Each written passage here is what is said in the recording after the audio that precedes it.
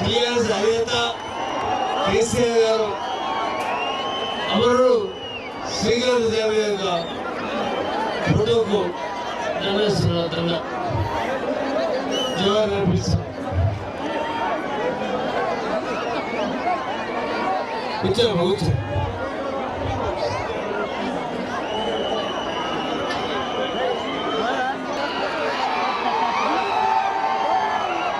గౌరవనీయులు శ్రీకాంతాచారి గారి మాతృమూర్తి హుజూర్ నగర్ టిఆర్ఎస్ శాసనసభ నియోజకవర్గ అభ్యర్థి ఇది రాస్తున్నాం. ఆయనకు అర్థం కాదు.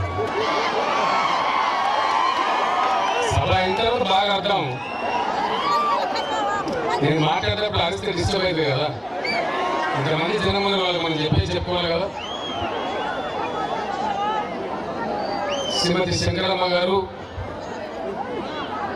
నల్లగొండ పార్లమెంట్ నియోజకవర్గ అభ్యర్థి మిత్రులు రాజేశ్వర రెడ్డి గారు, పెద్దలు శివారెడ్డి గారు, వేదికను అలంకరించిన మా పాత్ర మిత్రులు రాజు గారు, చాలామంది ఇతర పెద్దలు, సభలో ఆసీనమైనటువంటి అక్కా చెల్లెలకు, అన్నదమ్ములకు అందరూ కూడా ఉద్యమ అభివందనాలు.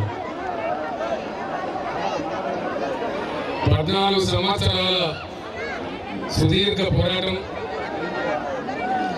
యుద్ధం లాంటి ఉద్యమ సన్నివేశాలు, అనేక రకాల త్యాగాలు, దీక్షలు, లాఠీ చార్జీలు, బాష్పవాయు గోళాలు, అమరుడు శ్రీకాంతాచారి వంటి ఆత్మ బలిదానాలు, వీటన్నిటి సమాహారంగా 14 సంవత్సరాలు సాగినటువంటి తీవ్రమైన తెలంగాణ ఉద్యమ ఫలితంగా తెలంగాణ రాష్ట్రం సాకారం అయింది.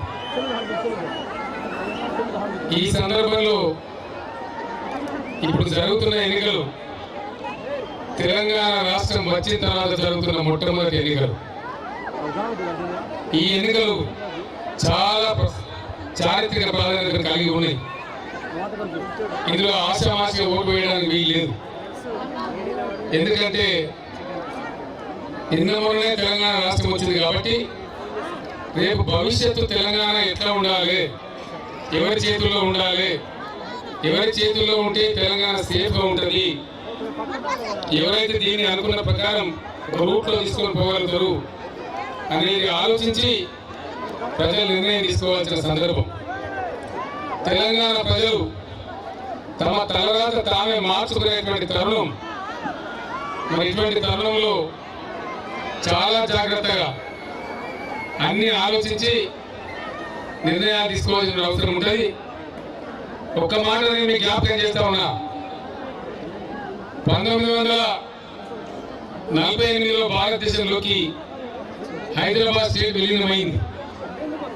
ఆ తర్వాత 8 సంవత్సరాలు హైదరాబాద్ స్టేట్ సొంత రాష్ట్రంగానే ఉన్నది. కానీ ఆ రోజు జరిగిన కొన్ని తప్పుల వల్ల 60 సంవత్సరాలు అడిగోసపడడం, అనేక ఇబ్బందులు పడడం, నీళ్లకు, మంచినీళ్లకు, కరెంటుకు, ఉద్యోగాలు లేక అన్ని రకాల బాధలు అనుభవించడం. ఈరోజు ఇంత సుదీర్ఘ పోరాటం తర్వాత తెలంగాణ వస్తే మరి ఈ తెలంగాణ ఎట్లా చేసుకోవాలి, ఏం చేసుకోవాలని ముఖ్యమైన విషయం. ఆంధ్రప్రదేశ్లో కలిసి మళ్ళీ తిరిగి వాపసు రావడానికి 60 ఏళ్ళ టైం పట్టింది. 2000 మంది పిల్లలు చనిపోవాల్సి వచ్చింది. లక్షల మంది జైలు పాలైన అనేకమైన ఉద్యమాలు జరిగినాయి. ఒకసారి దాన్ని గుర్తుపెట్టుకోవాలని మనం చేస్తా ఉన్నా. అందుకే ఈ ఎన్నికలకు చారిత్రక ప్రాధాన్యం ఉందని నేను మనం చేస్తా ఉన్నాను. టీఆర్ఎస్ పార్టీ తన ఎలక్షన్ మేనిఫెస్టోలో చాలా విషయాలు కుండ బద్దలు కొట్టినట్టుగా ప్రజల ముందు ఉంచింది. వ్యవసాయం చేసుకునేటువంటి రైతులకు 1 లక్ష రూపాయల వరకు అప్పులు మాఫీ చేస్తామని చెప్పినాం. 100% దాన్ని అమలు చేసే బాధ్యత నాది అని చెప్పి మనం చేస్తా ఉన్నాను. అదేవిధంగా వ్యవసాయదారులు వాడుకునే ట్రాక్టర్లు, ఆ ట్రాక్టర్ల ట్రాలీలకు పన్ను ఉండడం సబబు కాదని ఆ పన్ను రద్దు చేయాలని నిర్ణయించుకున్నాం. ఆ ట్రాక్టర్లకు పన్ను ఉండదు తెలంగాణ రాష్ట్రంలో నేను మనం చేస్తా ఉన్నాను.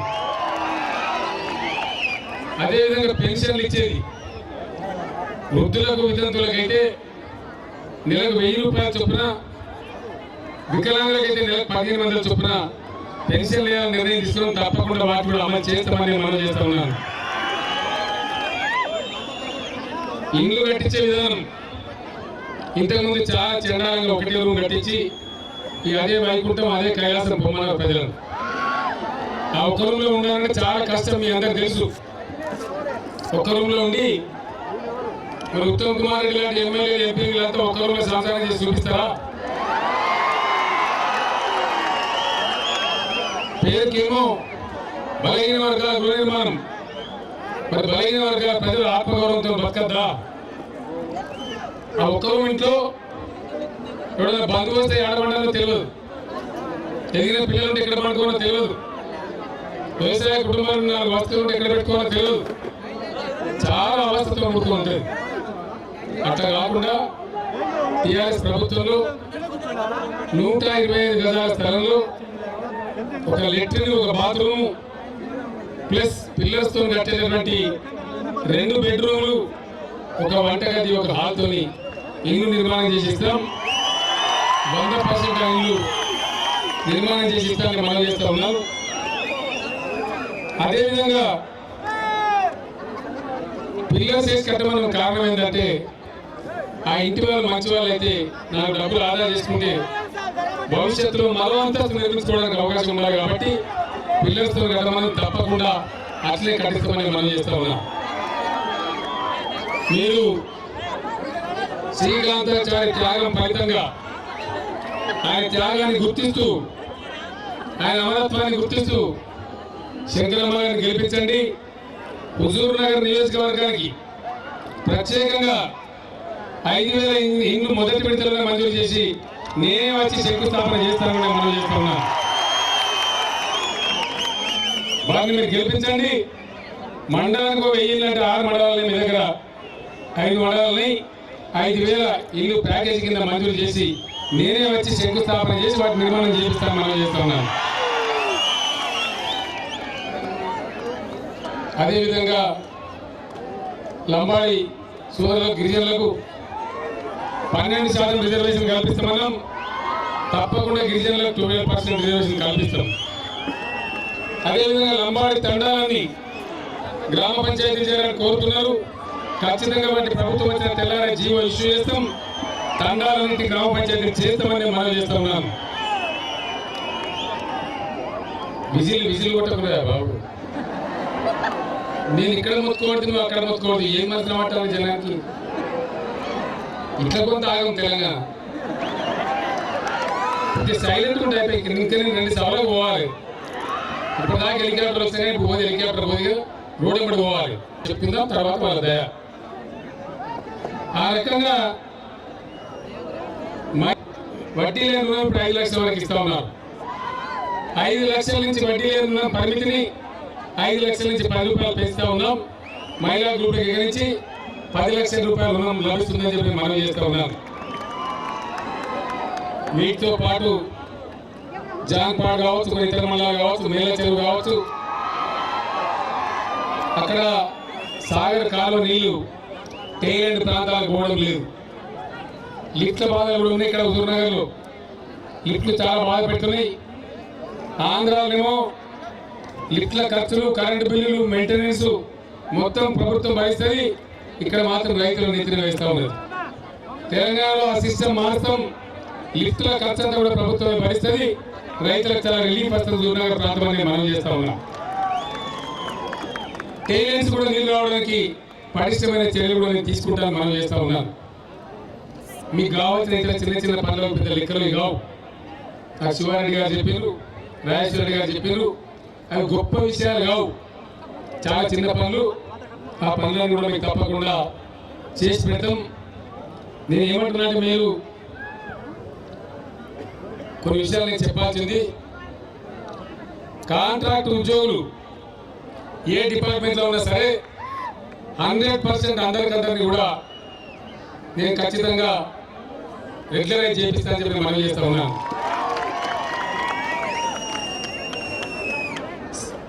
మహిళా గ్రూపులు కూడా మీ రుణ పరిమితి పెంచడం ఇంకా కూడా భవిష్యత్తులో మీ సమస్యలు పరిష్కరిస్తాం కాబట్టి ఒక తల్లిగా శంకరమ్మ గారి బాధ మీకు అర్థమైంది కాబట్టి మహిళా గ్రూపులలో ఉన్న మహిళలందరూ ఒక్క ఓటు కూడా వేరే వాళ్ళకి వేయకుండా శంకరమ్మ గారికి వేయాలని చెప్పి సందర్భంగా నేను కోరుతా ఉన్నాను. ఇక్కడ కొంత కోల్డ్ స్టోరేజ్ కావాలని అడుగుతున్నారు, సదుపాయాలు కావాలని అడుగుతున్నారు. అవి చిన్న విషయాలని మనం చేస్తా ఉన్నాం. మీరు ఒక్కసారి శంకరమ్మ గారిని గెలిపించండి. హుజూర్ నగర్ నియోజకవర్గాన్ని నేనే అడాప్ట్ చేసుకుంటాను, నేనే దత్తత తీసుకుంటాను. నేను స్వయంగా మీకు ఏం కావాలో అవన్నీ నేను కూర్చొని చేసి పెడతానని చెప్పి మనం చేస్తా ఉన్నా. ఒక్క విషయం మాత్రం దయచేసి తెలంగాణ చరిత్రలో మీరు రాస్తే, మీరు పట్టుబడితే శంకరమ్మ గెలుపు తెలంగాణ ఆత్మగౌరవం యొక్క గెలుపు అవుతుంది. అది మామూలు గెలుపు కాదు. ఉత్తమ్ కుమార్ రెడ్డి గెలిచినా పెద్ద పరపడదు, గెలవకున్నా పెద్ద పరపడదు. దేశం మునిపోయేది ఏం లేదు.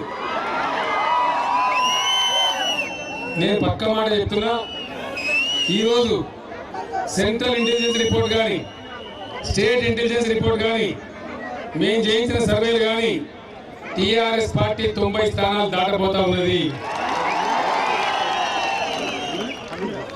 టీఆర్ఎస్ గవర్నమెంట్ రాబోతా ఉన్నది. ఉత్తమ్ కుమార్ రెడ్డి గెలిచి చేసేది ఏం లేదు. అందువల్ల హుజూర్ నగర్ ప్రజలు తెలంగాణ రాష్ట్రంలో చాలా చాలా చాలా నియోజకవర్గాలని ఒక రకంగా చెప్పాలంటే హుజూర్ నగర్ నియోజకవర్గ ప్రజల అదృష్టం మీకు తెలంగాణ కోసం మీ గుండె జీల్చి చూపెట్టినప్పుడు ఒక మహత్తరమైన అవకాశం వచ్చింది.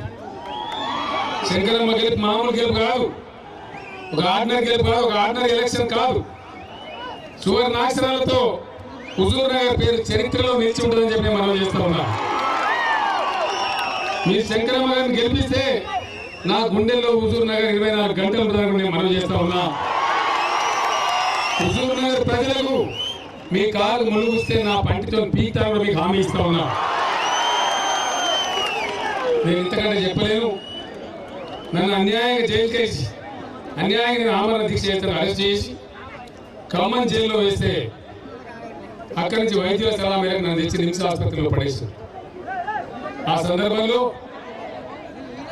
కేసీఆర్ను అరెస్ట్ చేసిన వార్త విని మనసులు ఎదిరిపోయిన నా తమ్ముడు అగ్నికి తను ఆహుతి చేసుకున్నాడు. తన శరీరాన్ని తను కాల్చుకొని చాలా బాధ అనుభవించాడు. ఈటల రాజేందర్ అని నిమ్స్లో నేను వేసుకుంటూ కూర్చున్నా. నాయక్ నరసింహారెడ్డి గారు, కెప్టెన్ లక్ష్మీకాంతరావు గారు ఖమ్మం జైలు నుంచి విడుదల వస్తుంటే వాళ్ళంటే మీరు హాస్పిటల్ ఉండి శ్రీకాంత్ హాస్పిటల్ ఉండని చెప్పి అక్కడ పంపించిన. ఆ సందర్భంలో ఈటల రాజేందర్ పోతే శ్రీకాంతాచార్య అన్న ఒక మాట నా చెవులలో ఇప్పటికీ గింగున మారుమోగుతూ ఉంటుంది. రాజేంద్ర అన్న నన్ను ఎందుకు బతికించే ప్రయత్నం చేస్తారు, నేను బతికినా కేసీఆర్ విడుదల చేయకపోతే మళ్ళా పిట్రోల్ వస్తువులు కాలబెట్టుకుంటాను మాట్లాడిన బిడ్డ శ్రీకాంతాచార్య. 9th డిసెంబర్ నాడు తెలంగాణ ప్రకటన వస్తే నాకు దుఃఖం ఆగలే, విపరీతంగా ఏడ్చేసి.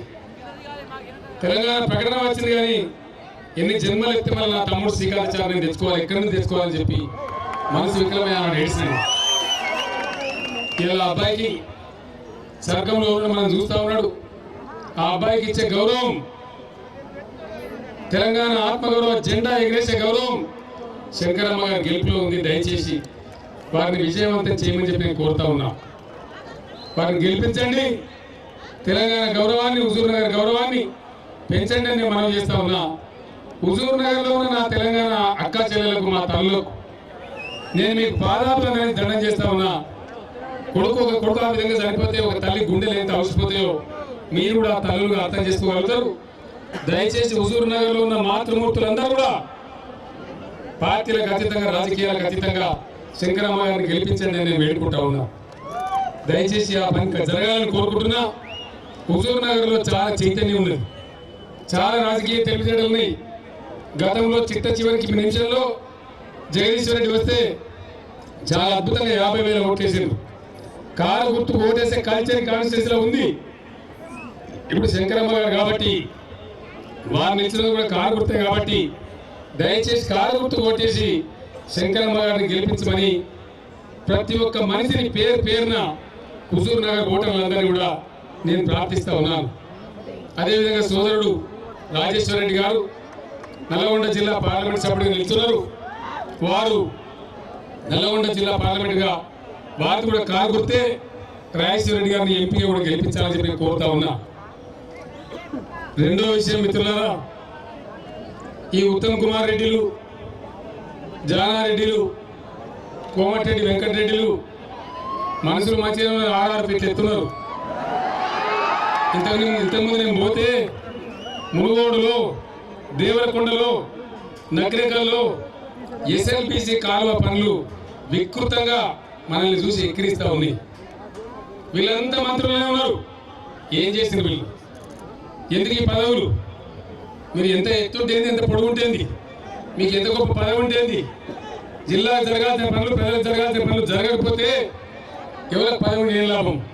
నేను ఇంకో మాట మనం చేస్తా ఉన్నా, అందరూ ఆలోచన చేయాలి దయచేసి.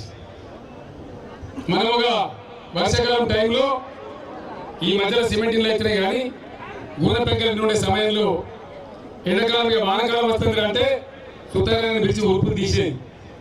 ఇంకా వర్షాకాలంలో ఇల్లు కురవద్దని చెప్పి ఒక మేస్త్రిని పిలిచినాం, పని అప్ప చెప్పినాం. అప్ప చెప్తే పెద్దవాళ్ళని వాడగానే ఆయన ఇల్లు కూలిపోయింది, కప్పు కూలిపోయింది. మళ్ళా కప్పుకోవాలి. ఎవరికి అప్ప చెప్తాం పని? పాత మేస్త్రికి అప్ప చెప్తామా, కొత్త మేస్త్రికి ఇస్తామా? ఎవరికి ఇస్తాము? మరి తెలుగుదేశం, కాంగ్రెస్ ఇద్దరు కూడా పాత మేస్త్రులే. మీరు చూడడం కాదు, మీకు తెలియడం కాదు. ఇలా తెలంగాణ బాగుపడాలంటే తెలంగాణ కొత్త మేస్త్రుల చేతిలో ఉండాలి. కొత్త రాష్ట్రం, కొత్త నాయకత్వం, సరికొత్త పందాలు ముందుకు పోవాలి. ఇక్కడ ఉండే బడుగు బలైన వర్గాలు, ముస్లిం మైనారిటీలు, క్రైస్తవ మిత్రులు అందరి ముఖాల మీద చిరునవ్వు వచ్చే తెలంగాణ కావాలి. శ్రీకాంతాచార్యులను తమ్ములు చనిపోయిందంటే ఎవరికో ఒకరికో ఇద్దరికో పదవుల కోసం కాదు. యావత్తు తెలంగాణ సమాజం కలకలలాడుతూ ఉండాలి. ఇక్కడ శాంతి, ప్రేమ గుబాలిస్తూ ఉండాలి. తెలంగాణ సమాజం గొప్ప సమాజం కావాలని చెప్పి కాంక్షించి వాళ్ళు ప్రాణాలను వాళ్ళు బలిపెట్టింది. మరి సార్థకం కావాలంటే ఖచ్చితంగా తెలంగాణను సాధి సవరించే వాళ్ళు, అన్ని రకాలుగా మంచి చేసే వాళ్ళు కావాలి. మీ జిల్లాలో ఈ ఉత్తమ్ కుమార్ రెడ్డి, జానారెడ్డిలే సాక్షి. దశాబ్దాల తరబడి వీళ్ళ నాయకత్వం వహిస్తూ ఉన్నారు. వీళ్ళు ఏం మురగబెట్టినో మీకు తెలుసు, ఏం చేసినారో మీకు తెలుసు, వీళ్ళు ఎంత తొత్తులుగా ఉంటారో మీకు తెలుసు. ఏం జరుగుతుందో తెలుసా? కిరణ్ కుమార్ రెడ్డి మాట్లాడి తెలంగాణ బిల్లు పాస్ అయ్యే టైంలో ఆయన ఏమంటాడు? తెలుగు గంగలో ఆంధ్రాకున్న అలాట్మెంట్ 19 టీఎంసీలు మాత్రమే. ఇలా తీసుకుపోతున్నది 335 టీఎంసీలు. ఆంధ్రప్రదేశ్ ఉండబట్టే తీసుకుపోగలుగుతున్నాం. మరి రేపు తెలంగాణ అయితే తీసుకుపోతామా, సాధ్యమవుతుందా అంటాడు. అంటే ఆంధ్రప్రదేశ్ ఉంటే ఉత్తమ్ కుమార్ రెడ్డి, జానారెడ్డి లాంటి తొత్తులు ఉంటారు. ఇప్పుడు పదవులు వాడితే నోరు మూసుకొని పడి ఉంటారు. వాళ్ళ ఇష్టమైన వాళ్ళు దోపిడీ చేస్తారు. అదే తెలంగాణ ఎవరు ఉంటారు? కేసీఆర్ ఉంటాడు, శంకరమ్మ ఉంటుంది, రాజేశ్వర రెడ్డి ఉంటాడు. ముక్కు వెండి బిడ్డ ఎట్లా కొంచెం దొంగ సొమ్మాట బెట్టు బదులు చేస్తాం. అది వాళ్ళ పుస్తకది. ఆంధ్రాలో ఉద్యమాలు జరిగితే మీరు చూస్తారు. అప్పుడప్పుడు ఎవరో దిష్టి బొమ్మలు కలగడతారండి? ఒక కేసీఆర్, జానారెడ్డిది కాలది, ఉత్తమ్ కుమార్ రెడ్డిది కాలది, పునాల లక్ష్మీది కాలది, ఓన్లీ కేసీఆర్ కాలుతారు. ఎందుకు అంత కోపం వాళ్ళకు? వాళ్ళకి భయం ఏంటంటే మూడోడు జావడు, ముఖ్యమంత్రి జావనీయడు. ఇంకో మాట మనం చేస్తా ఉన్నాం. నేను ఏమన్నానండి? తెలంగాణ, ఆంధ్ర సపరేట్ అని, తెలంగాణ ఉద్యోగులు తెలంగాణ గవర్నమెంట్లో పనిచేయాలి, ఆంధ్ర ఉద్యోగులు ఆంధ్ర గవర్నమెంట్లో పనిచేయాలి. తప్ప? కానీ జానారెడ్డి తప్పంటాడు, ఉత్తమ్ కుమార్ రెడ్డి తప్పంటాడు. వీళ్ళంటే నన్ను గట్ట మాతో కేసీఆర్, నేనన్నా బిడ్డని గట్లనే మాట్లాడతా. నన్ను చంపినా సరే నేను తెలంగాణ దిక్కే ఉంటా. వాళ్ళు ఉండరు. వాళ్ళని తప్పిపోయి గెలిపిస్తే దొంగలకు సర్దిగట్టేటైతే దయచేసి ఆలోచన చేయండి. ఒక ఉదాహరణ చెప్తాం మీకు. వీళ్ళు ఎంత పార్టిసిపాయో, రఘువీరారెడ్డి ఒక మంత్రి ఉంటాడు. గాలేరు నగరేరు ఒక అక్రమ ప్రాజెక్టు, అనంతపురం జిల్లా నీళ్ళు తీసుకుపోతుంది. ఆ జిల్లా కృష్ణా బేసిన్లో లేదు, కృష్ణ నీళ్ళ వాళ్ళకి హక్కులు లేవు.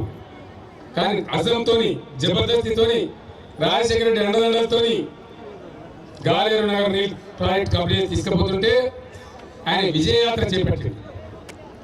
ఆ విజయయాత్రకు జెండా ఊపినడు ఎవడో తెలుసా? విజయ ఆశంతో నేను దర్జాగా తెలంగాణ నీళ్ళు దోసుకొని మలుపుకొని తీసుకొని వస్తున్నాను విజయయాత్ర పెడితే దానికి జెండా ఊపినోడు నేటి పిసిసి అధ్యక్షుడు పొన్నాల లక్ష్మయ్య. ఆమె మంగళారతిలో తెలుసా రఘువీరారెడ్డికి? మహబూబ్నగర్ జిల్లా మంత్రి డికే అరుణ. ఇక వీళ్ళ చేతిలో తెలంగాణ పెడితే మన బతుకులు శంకరగిరి మాన్యాలు అయిపోతాయి, ఎటుగాలం అయిపోతాం.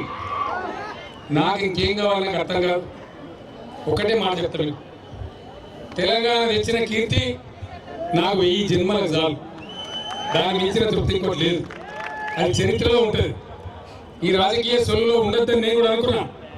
కానీ ప్రజలు ఉద్యోగులు అందరూ నా మీద ఒత్తిడి చేసి సార్ మమ్మల్ని వీళ్ళకి అప్పచెప్పుకోకండి దయచేసి ఉండాల్సిన టీఆర్ఎస్ నా పాలన తీస్తే మంచిదని చెప్పి ఉన్నాం. ఈ సన్నాసుల చేతిలో తెలంగాణ పెట్టడం ఇష్టం లేకనే టీఆర్ఎస్ పార్టీ కొనసాగుతుందని మనం చేస్తా ఉన్నాం. అందువల్ల ఇక్కడ మనం అనుకున్న తెలంగాణ అనుకున్నట్టు కావాలంటే దయచేసి టీఆర్ఎస్ ప్రభుత్వాన్ని గెలిపించండి. ఎంపీలు కూడా అంతే ముఖ్యం. ఎందుకంటే చంద్రబాబు నాయుడు మాయావి నక్క చిత్తుల మారి కావలి కాసుకొని కూర్చున్నాడు. అబద్ధాల కోరు చంద్రబాబు నాయుడు మార్చే రంగులకు ఊసర వేలు కూడా సిగ్గులు పడతాయి. కొంతమంది సన్నాసులు ఇంకా కూడా ఆ జెండా మోస్తూ ఉన్నారు. ఇక్కడ ఇష్యూ ఏంది? ఒక ఆమె భర్తకు చెప్తాను రోజు, ఆయన ఇంటర్వ్యూ ఏం చేస్తారు ఆయన మారవాలని ఉపాయం చేసింది. భర్త బయటకు చూసింది. భర్త తల్లిదండ్రుల ఫోటో ఉంటుంది కదా ఇంట్లో, ఆ ఫోటోని తీసి దాచిపెట్టి పక్కింటి వాళ్ళ దగ్గరకు పోయి అమ్మ మీది ఏంటని చెప్పి తీసుకొచ్చి ఆడ పెట్టేసింది. పక్కింటి ఆయన తల్లిదండ్రులు. భర్త సాయంత్రం వచ్చిండు, భార్య నీళ్ళు ఇచ్చింది, గ్లాస్ తాగింది, గోడ చూసింది, బొమ్మ మారిపోయింది. అరే గిదేందే ఈ బొమ్మ పెట్టు, అవి పెట్టిన బరాబర్ పెట్టిన నా ఇష్టం. నీ ఇష్టం అంటే ఇవ్వలేదని మన పక్కింటి వాళ్ళు అమ్మనేది. అరే మన ఇంట్లో మన అమ్మనేది ఉండాలి కానీ మన పక్కింటి వాళ్ళు అమ్మనేది ఉంటుందా? అంటే నిజమే కదా. మరి మన రాష్ట్రంలో మన జెండా ఉండాలి కానీ పొరుగు రాష్ట్రంలో జెండా ఎప్పుడు నాకు అర్థం కాదు. ఆ రోజు నుంచి ఆయన చెప్పలేసుకొని గులాబీ జెండా పట్టుకొని తిరుగుతుంది. ఇది మెదక్ జిల్లాలో ఒక ఊళ్ళో జరిగింది. ఆ ఊళ్ళో నాకు చెప్పింది సంగతి.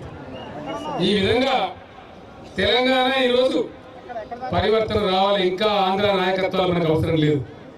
వాళ్ళ ప్రాణం ఎంతసేపు ఆంధ్ర దిక్కుంటుంది కానీ మన దిక్కుంటుందా? నేనున్నా, శంకరం ఉన్నది, రాజేష్ రెడ్డి ఉన్నాడు, మేము ఇదే మాటలో వచ్చాం, సస్తే కూడా ఇదే మాట మమ్మల్ని కల్పిస్తారు. మాకుండే ఆవేదన జగన్మోహన్ రెడ్డికో చంద్రబాబు నాయుడుకో ఎవరికైనా ఆందోళన ఉంటుందా? ఆస్కారమే లేదు. అందువల్ల వాళ్ళకు ఓట్లేసి మురుగొట్టకుని ఆ ఓట్లు శంకరమ్మ గారికి వేస్తే శ్రీకాంతాచారి ఆత్మ శాసిస్తుంది, తెలంగాణ సమాజం గర్వపడుతుంది. కాబట్టి దయచేసి శంకరమ్మ గారికి, రాజేశ్వర గారికి ఇద్దరికి కూడా కారు గుర్తుకే ఓటేసి గెలిపించమని కోరుకుంటూ నేను సెలవు తీసుకుంటా ఉన్నా. జై తెలంగాణ.